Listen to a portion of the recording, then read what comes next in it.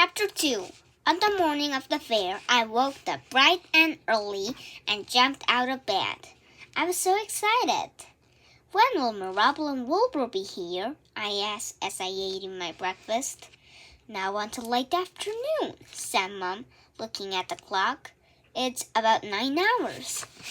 9 hours? I said. That's ages. I'm sure you'll find something to do, said Mom. Why don't you tidy your bedroom, like you promised? Okay, I sighed. It took me ages to tidy my room because it is so boring. The hours kept by very slowly. I watched the clock at this tick-tock towards the lunch and tick-tock into the afternoon. How long now? I asked, staring out of the kitchen window. About 1 hour, said Mom, who was busy wiping up a strawberry cake.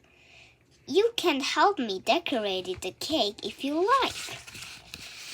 I stood by the table and sprinkled sugar beds and pink stars onto a swirly strawberry icing, but I kept one eye on the window.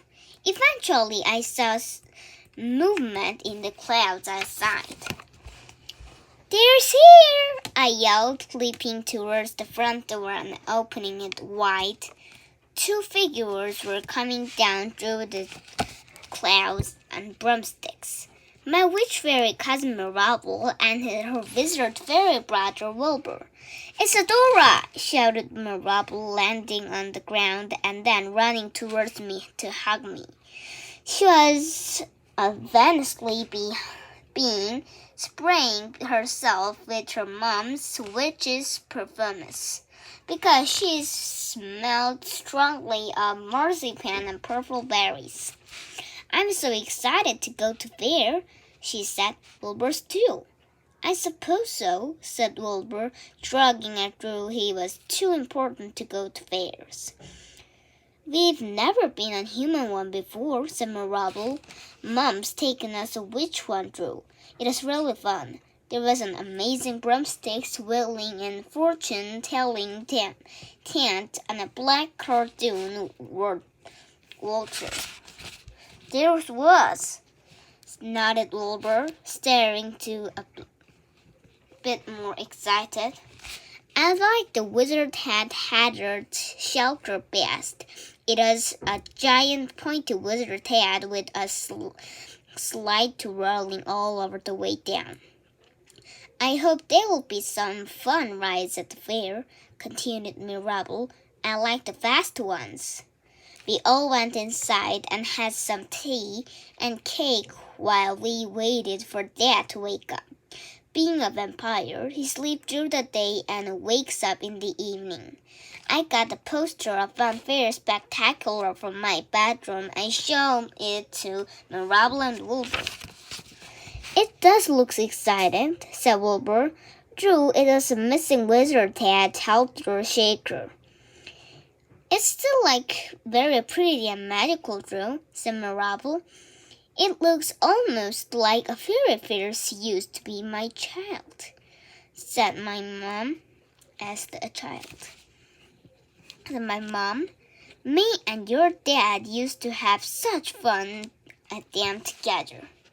Has your dad ever taken you to the fairy fair? Wilbur and Mirabel shook their heads. Ah, said Mom. Get him to take you one day. They are so lovely. She started to tell us about the wonderful things that went into the fairy fairs. A teacup, flowers, a cone of sugared violet sweet, a little leaf boat, a boating pond. She was still chattering away when Dad appeared in the kitchen, yawning and stretching. Good evening, he said. Hello, Mirabel. Hello, Wilbur. Hello, Uncle Bartholomew, they said. Once we had finished our tea and Dad had drunk this red juice, we put our shoes and got ready to go outside to the fair.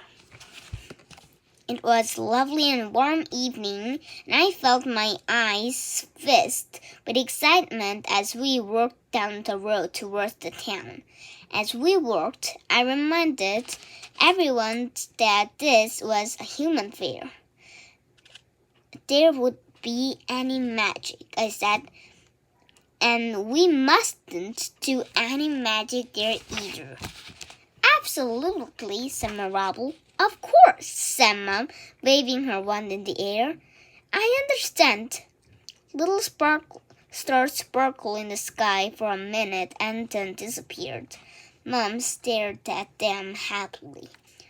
So pretty, she breathed. I pointed at the wand. That's the kind of thing I mean, I said. You need to hide that in your bag. Oh, said Mom. Yes, of course. Hardly she stowed a wand away from her handbag. Good, I said, running ahead and everyone in the rolling in the corner. I wanted to be first to see the fair. I had visions of twinkled fairy lights and stripy tents and beautiful, colorful, sparkling rides. But what I saw made me stop in my tracks. What is it? Asked Wilbur, sounding disappointed. It looked like shabby to me, remarked Dad, pushing his lips. It's not very busy, isn't it? Said Mom.